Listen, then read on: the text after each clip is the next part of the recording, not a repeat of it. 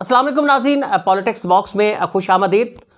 ज़िमनी इंतखाबात होने जा रहे हैं। ये वो 20 हलकों में ज़िमनी इंतखाबात होगा कि जो पंजाब असम्बली के मेंबरान की नशिस्तें खाली करार दी गई थी इलेक्शन कमीशन की तरफ से, और उन 20 हलकों में अब इंतखाब होने जा रहा है। ये वो अरकान थे कि जो पाकिस्तान तहरीक इंसाफ से ताल्लुक़ रखते थे। पाकिस्तान तहरीक इंसाफ के जहांगीर तरीन साहब और अलीम खान साहब, उनसे इनका ताल्लुक़ था। पाकिस्तान मुस्लिम लीग नून के उम्मीदवार जो थे हमज़ा शहबाज शरीफ साहब, उनको वोट दिए और इसी वजह से इनको डिस्क्वालीफाई कर दिया गया, फिर डी सीट कर दिया गया। जंग से दो अरकान ऐसे थे कि जिनकी नशिस्तें उनके खाली करा दिया गई। मार असलम फरमाना साहब साबिक सूबाई वज़ीर थे, और वज़ीर आला पंजाब के साबिक मुशीर नवाब फैसल हयात जबुआना, ये दो नशिस्तें खाली करार दी गई हैं। इनमें इंतखाब भी होगा। आज हम इस हवाले से बहस करेंगे। PP 125 झंग की तहसील 18 हज़ारी पर यह मुश्तमिल है।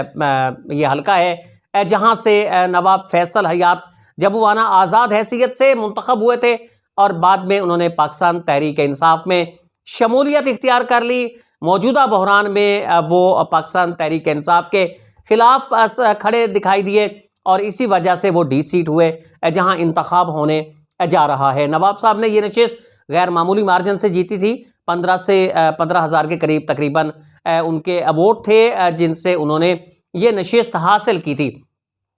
गैर मुतवक्के तौर पर उन्होंने इतना बड़ा मार्जिन उस वक़्त हासिल किया था। मियाँ आज़म चेला साहब के खिलाफ पाकिस्तान तहरीक इंसाफ कामयाब रही थी ज़िला जंग में, लेकिन उस दौरान नवाब फैसल हयात जबुआना साहब की इसे गैर मामूली कामयाबी समझा जाए कि उन्होंने भारी मार्जिन से उस वक़्त मियाँ आज़म चेला साहब को शिकस्त दी थी, जो पाकिस्तान तहरीक इंसाफ के उम्मीदवार थे। बाद में अब ये नशिस्त खाली होगी, इंतखाब होने जा रहा है। नवाब फैसल हयात जबुआना साहब उम्मीदवार यहाँ से होंगे।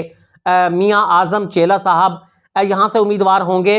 साबिक MP इफ्तिखार खान बलोच की साहबजादी यहाँ से कमल इफ्तिखार साहिबा, वो यहाँ से, उनके बारे में भी ऐलान किया जा चुका है कि वो यहाँ से उम्मीदवार होंगी। अहले सुन्नत वल जमात ने भी मौलाना रफ़ीक हैदरी साहब को यहाँ से नामज़द किया है। इसके अलावा भी उम्मीदवार यहाँ तवक्को की जा रही है कि और भी उम्मीदवार ऐसे होंगे कि जो यहाँ से इंतखाब लड़ेंगे। बहरहाल ये चारों काबिल ज़िक्र उम्मीदवार हैं। अहले सुन्नत वल जमात का भी एक अच्छा खासा वोट बैंक है इस हल्के में, और जिसकी वजह से राना सनाउल्लाह साहब आज भी नज़रों में रहते हैं। उसकी बुनियादी वजह यहीं से शुरू हुई थी जब उन्होंने अहले सुन्नत वल जमात के सरबराह मौलाना अहमद लुधियानवी साहब के साथ मिलकर यहाँ एक इंतखाबी मुहिम चलाई थी, और उसी इंतखाबी मुहिम की वजह से फिर वो हदफ़े तनकीद भी रहे। तो अहले सुन्नत वल जमात का एक गैर मामूली वोट बैंक यहाँ मौजूद है।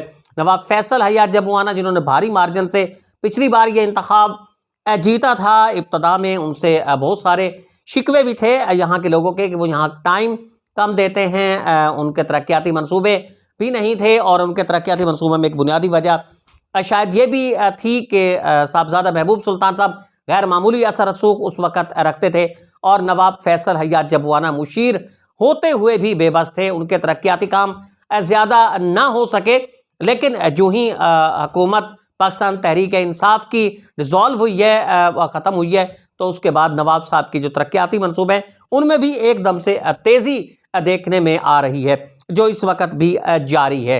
तो नवाब साहब को इसका फ़ायदा मिल सकता है। मियाँ आज़म चेला साहब भी खासे मजबूत उम्मीदवार हैं।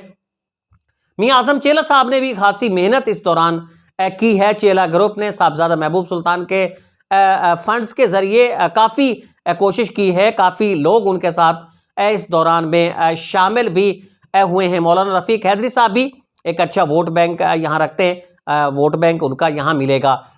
कमल इफ्तिखार साहिबा के बारे में भी ये कहा जा रहा है कि वो एक अच्छा खासा वोट बैंक लेने में यहाँ से कामयाब हो सकती हैं। लेकिन अब सबसे अहम सवाल ये है कि ये चारों उम्मीदवार, इनके साथ अगर कोई और उम्मीदवार आ जाता है तो इनमें जीतने की पोजीशन में कौन होगा। सबसे पहले तो हमें टिकट्स की तरफ इस वक्त जाना होगा। कभी इम्कान है कि मियाँ आज़म चेला साहब को पाकिस्तान तहरीक इंसाफ का टिकट मिलेगा। नवाब फैसल हयात जबुआना के हवाले से अभी तक ऐसी खबरें आ रही हैं कि वो तसब्जुब का शिकार है। कुछ लोग ये कह रहे हैं कि पाकिस्तान मुस्लिम लीग नून इस हलके के अंदर टिकट देना नहीं चाहती है, लेकिन इफ्तिखार खान बलोच साहब भी पाकिस्तान मुस्लिम लीग नून में हैं और इस वक्त नवाब फैसल हयात जबुआना साहब भी पाकिस्तान मुस्लिम लीग नून के बहुत ज़्यादा करीब है। ये क्या वजह है, इसके बारे में भी अभी तक बड़ी एक लोग तसब्जुब का शिकार है, बड़े गोमगो की हालत है कि समझ नहीं आ रहा कि नवाब फैसल हयात जबुआना साहब ये टिकट लेना नहीं चाह रहे या फिर उन्हें टिकट दिया नहीं जा रहा। लेकिन कुछ जो हमारे बाखबर ज़राए हैं उसके मुताबिक नवाब साहब एक हवाले से तसब्जुब का भी शिकार है कि पाकिस्तान मुस्लिम लीग नून की हुकूमत के दौरान चूँकि महंगाई ज़्यादा हुई है तो वो नहीं चाहते कि वो मुस्लिम लीग नून के इंतखाब लड़े। लेकिन कुछ ज़रा ये भी कहना चाह रहे हैं कि नवाब साहब ये तासुर देने की कोशिश कर रहे हैं शायद कि वो पाकिस्तान मुस्लिम लीग नून का टिकट नहीं लेना चाहते, हालांकि पाकिस्तान मुस्लिम लीग नून के टिकट के लिए कोशिश कर रहे हैं, लेकिन अभी तक उनके टिकट के हवाले से कोई फैसला नहीं किया गया है।